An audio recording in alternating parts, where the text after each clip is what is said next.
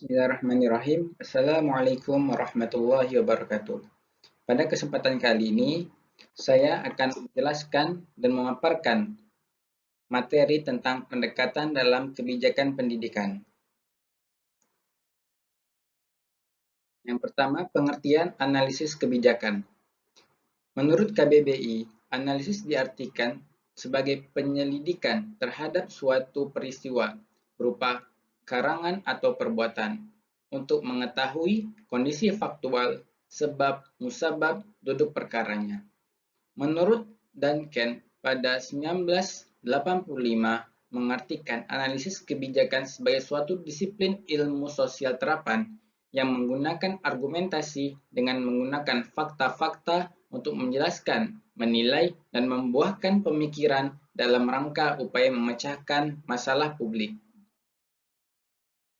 Kebijakan pendidikan dan kebijakan publik memiliki perbedaan di dalamnya, yang dimana kebijakan pendidikan merupakan suatu keputusan yang dibuat oleh pemerintah atau penyelenggara dalam bidang pendidikan sebagai reaksi dari munculnya berbagai permasalahan yang ada di dalam pendidikan yang menjadi perhatian bagi publik, juga sebagai pedoman bertindak dan solusi serta inovasi guna mencapai visi dan misi pendidikan oleh pemerintah maupun aktor lainnya yang mengurusi pendidikan.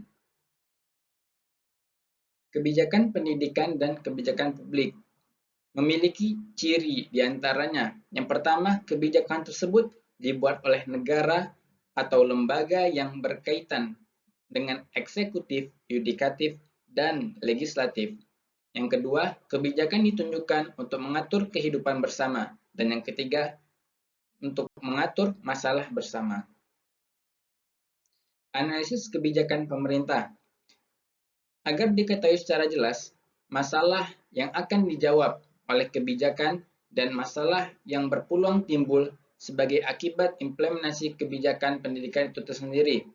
Analisis kebijakan pendidikan tentunya tidak semata-mata menganalisis data dan informasi pendidikan, juga memperhatikan seluruh aspek menyangkut proses pembuatan kebijakan, mulai dari analisis masalah, pengumpulan informasi, penentuan alternatif, sampai pada penyampaian alternatif tersebut terhadap para pembuat keputusan tentang pendidikan. Urgensi analisis kebijakan pemerintah. Yang pertama, menjadi pertimbangan yang signifikan, rasional, dan objektif bagi semua pembuat kebijakan. Yang kedua, memungkinkan kebijakan didesain lebih sempurna guna mewujudkan tujuan berbangsa dan bernegara, yakni mencerdaskan manusia Indonesia atau anak-anak bangsa. Yang ketiga, karena persoalannya bersifat multidimensional, saling berkaitan, atau interdependen dan terintegrasi satu dengan yang lainnya.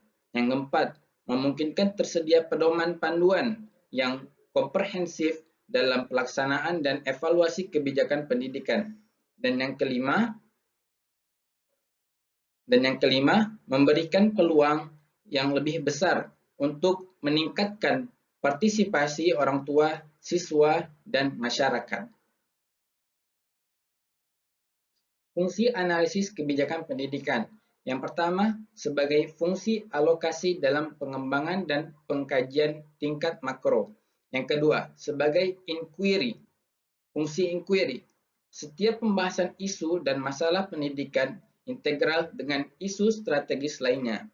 Yang terakhir, sebagai fungsi komunikasi pihak yang terkait. Contohnya, dalam pembuatan keputusan, perencanaan, dan pemrograman, dan masyarakat sebagai pelanggan dari pendidikan.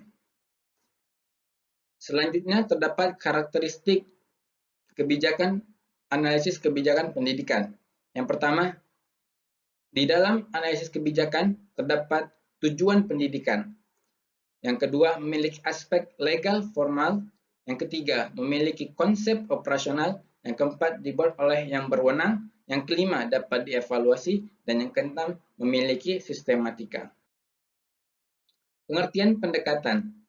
Pendekatan ialah suatu metode atau beberapa metode pengkajian yang membahas suatu permasalahan dengan menghasilkan suatu argumentasi atas permasalahan tersebut dan ditransformasikan menjadi berbagai macam informasi terkait masalah tersebut menjadi suatu atau beberapa kebijakan agar dapat digunakan dan diaplikasikan untuk menyelesaikan masalah kebijakan.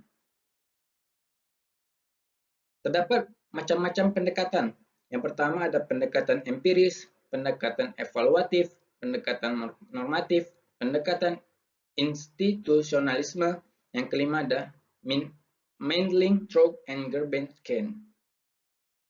Yang pertama, pendekatan empiris, yaitu suatu pendekatan yang memfokuskan suatu permasalahan, mencari tahu, dan mendiagnosis tentang permasalahan tersebut. Contohnya, pendidikan di Indonesia tidak merata.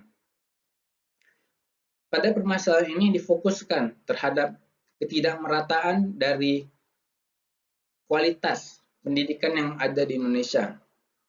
Setelah itu, baru diperinci lebih lanjut tentang apa-apa saja yang menjadi permasalahan atau tantangan dari ketidakmerataannya kualitas pendidikan yang ada di Indonesia. Pendekatan empiris pun memiliki prinsip di dalam pendekatannya, yaitu pertama menekankan penjelasan sebab akibat dari kebijakan publik.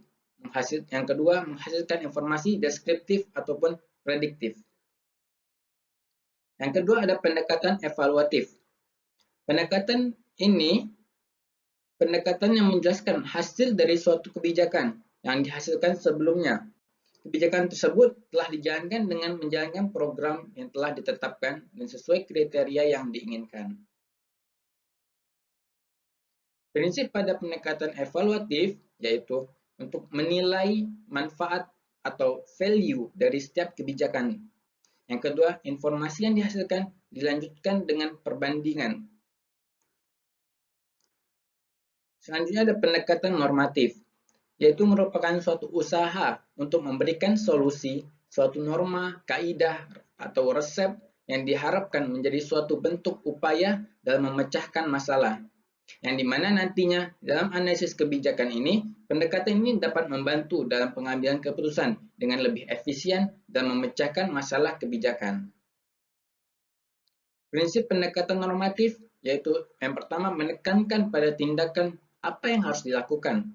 Yang kedua, suatu usulan ke arah mana tindakan yang dilakukan untuk memecahkan masalah. Yang pada singkatnya, pendekatan normatif ini lebih kepada memberikan solusi terhadap permasalahan kebijakan pendidikan.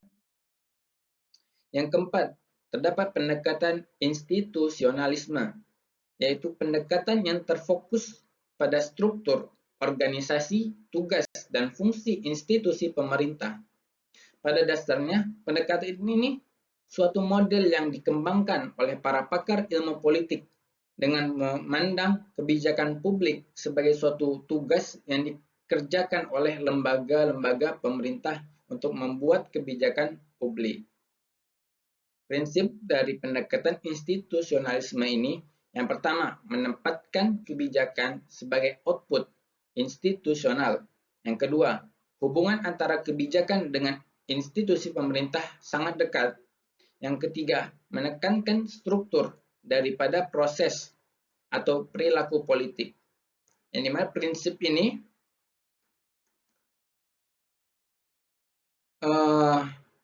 poin pentingnya terdapat pada poin 2, yaitu kebijakan dengan institusi pemerintah yang sangat dekat. Karena agar setiap kebijakan atau suatu permasalahan dalam pendidikan dapat ditangani atau menjadi suatu perhatian penting bagi pemerintah. Yang kelima ada Mandling, Trout, and Gulbenkian, yang dimana pada tahun 1959 Lindblom menyimpulkan bahwa Mandling Trout adalah suatu langkah tambahan dari situasi awal dengan membandingkan beberapa alternatif yang mungkin bisa digunakan. Hal ini tidak jauh berbeda dengan status quo. Yang dimana Mandling Trout ini di dalam pengimplementasian dari suatu kebijakan terdapat beberapa masalah. Dengan pendekatan ini dapat mencari alternatif untuk memperbaiki, untuk mendukung dalam pengimplementasian tersebut apabila terdapat permasalahan atau hambatan dalamnya. Yang kedua ada garbage can, yang dimana pendekatan ini dilakukan melalui 3 arah, yaitu dari masalah, kebijakan sebelumnya, atau kebijakan yang terkait, atau dari kepentingan politis. Prinsip dari muddling through and garbage can yaitu pengambilan keputusan dalam administrasi yang bercampuran. Yang kedua, banyak kebijakan yang kompleks yang tidak dapat ditangani dengan irasional. Yang terakhir ada top down dan bottom up, yang dimana terdapat perbedaan pastinya, yang dimana pada perbedaan pertama yang fokus awal, yang dimana top down ini fokus awalnya pada kebijakan pemerintah pusat. Kalau bottom up terdapat pada jaringan implementasi dari level yang paling bawah. Jadi pada top down itu penanganannya itu berasal dari atas menuju ke bawah, sedangkan bottom up dari bawah terlebih dahulu baru kepada menuju atas, yaitu pemerintah. Identifikasi aktor utama pada top down dari pusat dilanjutkan ke bawah sebagai konsekuensi dalam implementasinya, sedangkan bottom up dari bawah, yaitu para implementer pada level lokal menuju ke atas, bisa jadi pemerintah. Kriteria evaluasi pada top down berfokus pada pencapaian tujuan formal yang dinyatakan dalam dokumen kebijakan. Sedangkan bottom up kurang begitu jelas apa saja yang dianggap peneliti penting dan punya relevansi dengan kebijakan. Dan selanjutnya, dan terakhir, fokus secara keseluruhan.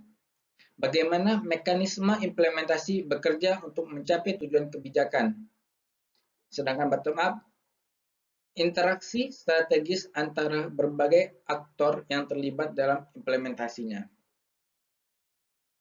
Demikian penyampaian dari materi kebijakan pendidikan. Lebih dan kurangnya mohon maaf. Segala sesuatu yang bermanfaat berasal dari Allah. Segala sesuatu kesalahan itu berasal dari manusia, karena manusia tidak sempurna. Yang sempurna hanya Allah Subhanahu wa taala. Sekian dari saya. Assalamualaikum warahmatullahi wabarakatuh.